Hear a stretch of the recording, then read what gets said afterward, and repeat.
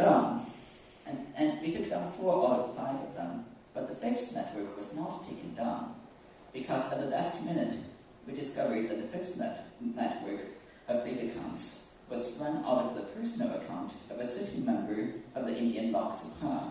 This would be the Honorable MP Vinod Sankar, who represents Kaushambi, and I understand is currently the sitting chairperson of the Standing Committee on Ethics in the Lok Sabha. And I had not realized that until I googled his name much later. It was very ironic, and I never said when in India before this week I don't speak Hindi. In some ways it was an advantage. I could be certain that I was not biased because I didn't know who any of these people were. But anyways, as soon as that discovery was made, Facebook went silent. They had already agreed to take it down, but they didn't want to act. I kept proposing, okay, we can take down the fake accounts and leave the MP alone. He won't want to complain about this. What will he say to the press? Facebook took down my fake accounts. He'd be laughed out of the room. But I couldn't get an answer out of any of them. It was like I was talking to someone. And do you think this intent to not act, was it maybe because Facebook lacked resources, they didn't have the bandwidth, or in your experience or how you saw it, do you think it has to do with the relations the company had with the government? And or they were scared of like the blowback it will have if they actually do block those content? So, in other cases where Facebook lacked resources, they would usually, for instance, make a decision and say, we don't have the resources to tackle this. Or the lack of resources would be in barrier earlier. It would not be considered in the first place, and they would never get to the point in which a decision was made. The difficulty of takedowns in terms of resources comes in 2 parts. The most difficult part is finding where the bad activity is. That's the hardest part. I did that all on my own. The second part, which is much smaller, is verifying that it's real and making a decision. That was also done by Facebook already.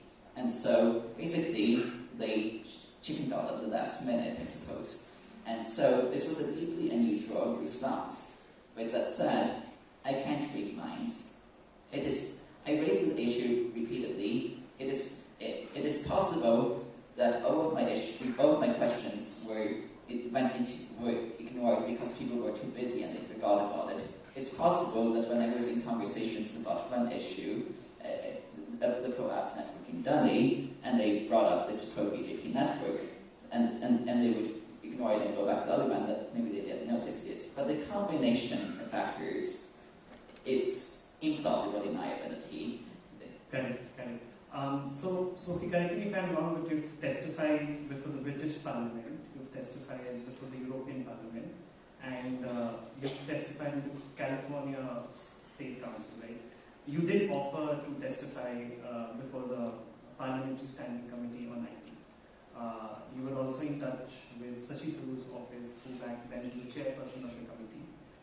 So could you tell us what really happened there? Because usually when you have offered to testify, because governments also are increasingly looking into this, they're keen to listen to whistleblower account. So one, like what was your experience, what really happened? And B, do you think the reluctance to engage with you might have to do with the fact that while we may have data or we may have proof now that a company may favor those in power, but essentially if there is a loophole, if there are these IT sellers, if there are these inauthentic networks, essentially it's not just one party that is leveraging or misusing it. So I want to answer the first part first and talk about what happened with the Lok Sabha. So at the end of November last year, 2021, the Standing Committee on IT voted unanimously, it was reported, to invite me to testify.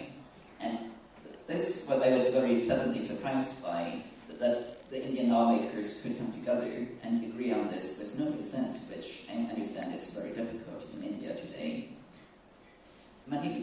However, because I'm not an Indian national, I'm an American who flew in from California, this was pursuant to the approval of the Speaker. And many people, reporters, assumed that this was an afterthought, of course it would be granted.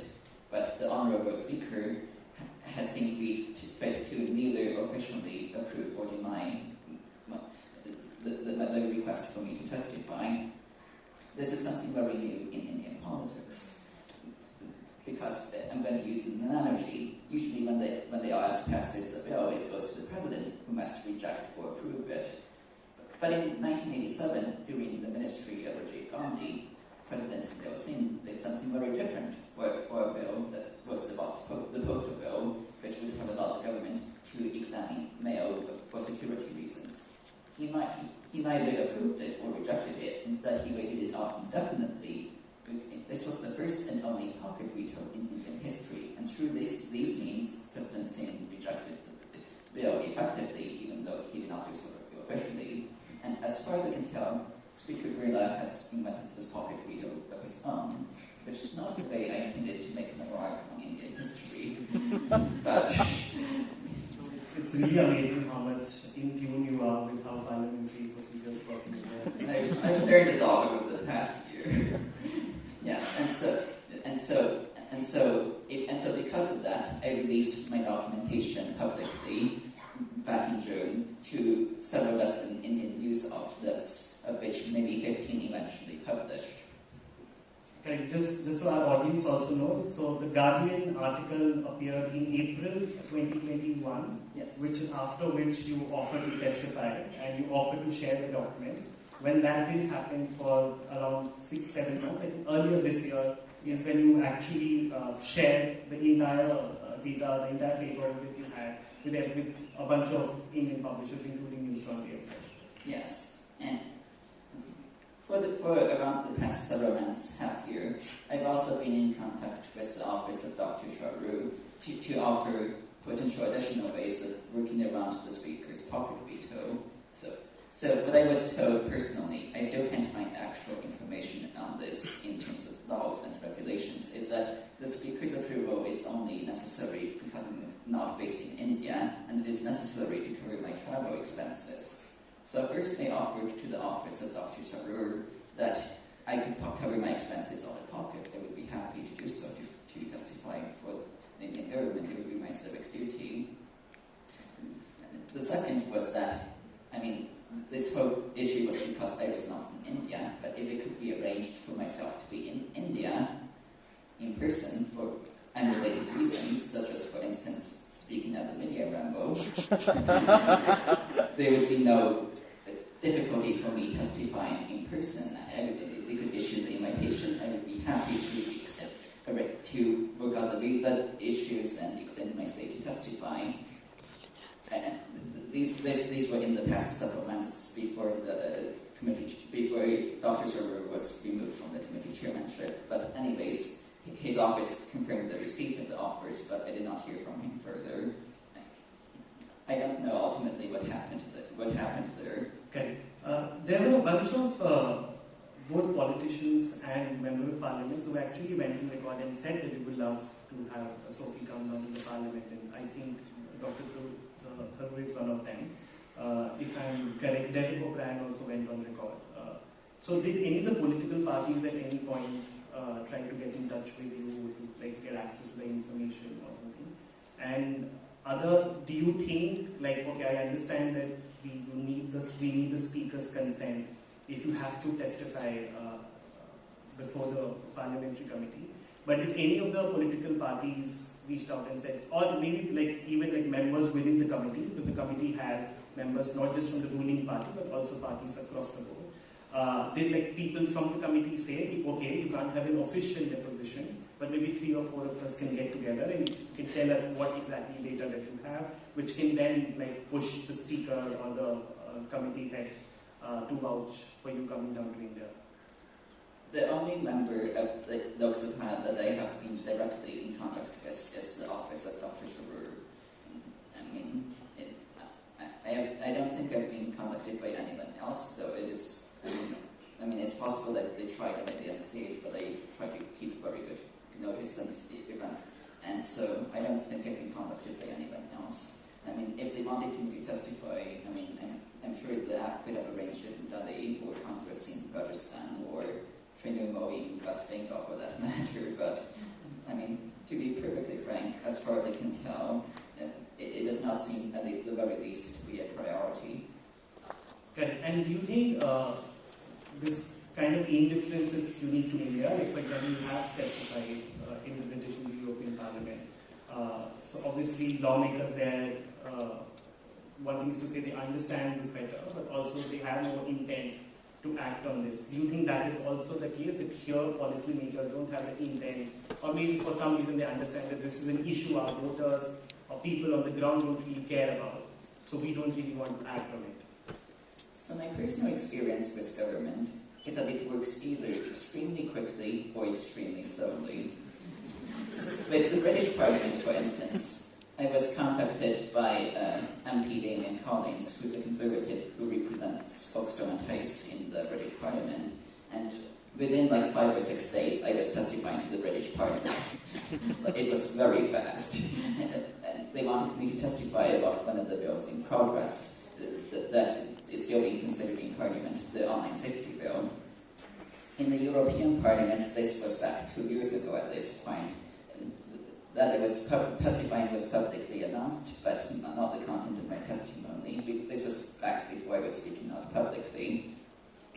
And anyways, these are different from India, however, because in those cases, I was not testifying about behavior that implicated either political party in Britain or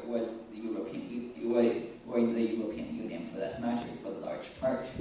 I was testifying about dangers that they potentially faced, about the activity I found which reflected wrongdoing on part of a company and the wrongdoing in other countries, which is very different. In contrast, in India, I mean, I was very, I tried my best to be fair and to take down the fake accounts they found across the political spectrum. I caught, on the BJP side, I caught MP Sonkar red-handed. On the Congress side, I caught 3 Congress MLAs in Punjab, although 2 of them have since switched to the BJP, which I understand to be a trend.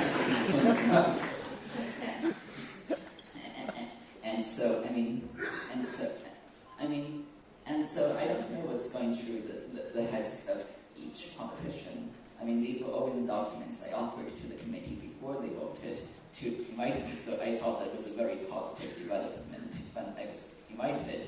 But it may simply be that it's embarrassing enough that it's less of a priority, or maybe there's other things going on. I understand Dr. Thoreau is very busy now running for Congress president. I mean, to be clear, I do not have any preference publicly in that race, or etc. I'm not trying to kill his candidacy or anything. Earlier in the days, so we were talking about how you're a very unlikely candidate to be a whistleblower. You don't have a whoopee. And it's something a lot of journalists will identify here. You don't have a PR company managing all of this. And obviously, I understand that if you do come forward with your story, you're obviously taking a professional risk, and the primary intent is to tell the truth. But there's also like secondary and tertiary reasons, right? You don't have any of those.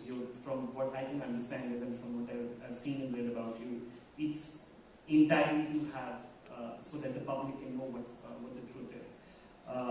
Tell me how life has been since you came forward with your story.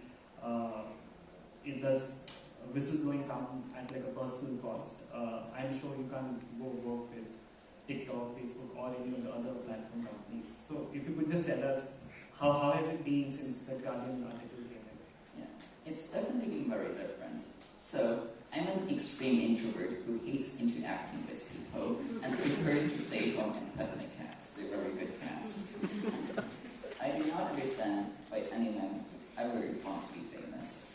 But at the same time, most people do not want to wake up at 6 a.m. in the morning to go to their class, to go into a job, or etc., to travel to their job. But we still do it anyways, because it's important, and it's for a larger purpose, and that's essentially why I say speaking to the press. Sorry, no offense.